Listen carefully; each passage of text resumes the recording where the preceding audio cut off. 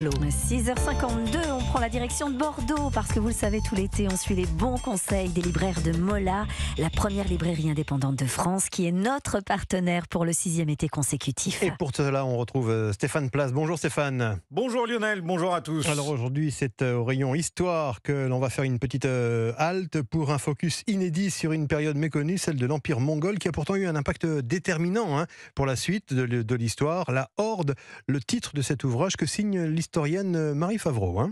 Oui, je ne sais pas si vous l'avez remarqué, mais à chaque fois que l'on évoque l'importance des Mongols dans l'histoire, ça impose en général une figure centrale dans les conversations, dans les publications aussi, c'est Gengis Khan et tout tourne autour de lui. Eh bien, l'intérêt de ce livre, c'est d'aller au-delà et de s'intéresser vraiment à un empire oublié que fut cet immense régime nomade au XIIIe siècle. Vous allez vous rendre compte, projeté sur une carte moderne, la Horde, c'est ce que l'on peut lire, couvrait les régions actuelles d'Ukraine, Bulgarie, Moldavie, Azerbaïdjan, Géorgie, Kazakhstan, Ouzbékistan, Turkménistan et Russie. Et cette domination a duré 3 siècles. Au départ de tout cela, d'ailleurs, il y a une brouille en fait entre Gengis Khan et son fils aîné.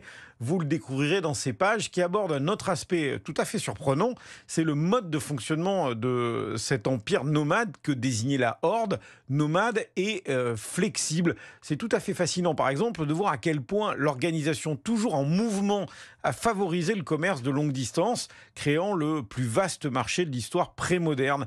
Et c'est l'analyse inédite de toute cette construction impériale, pas sédentaire du tout, qui a captivé Jean-Marc Bourlard, libraire chez Mola. Pour la première fois, paraît une étude sur le sujet en français. La Horde, en fait, c'est le terme que les Mongols utilisent eux-mêmes pour se définir en tant qu'empire, en tant que pouvoir. Et ce terme, il apparaît en fait au XIIIe siècle et après la mort de Gengis Khan. En fait, on sort de l'image d'Épinal de Gengis Khan, du guerrier assoiffé de sang. Donc vraiment tous ces clichés, cette image négative de pillard qu'ont en fait ces cavaliers des steppes.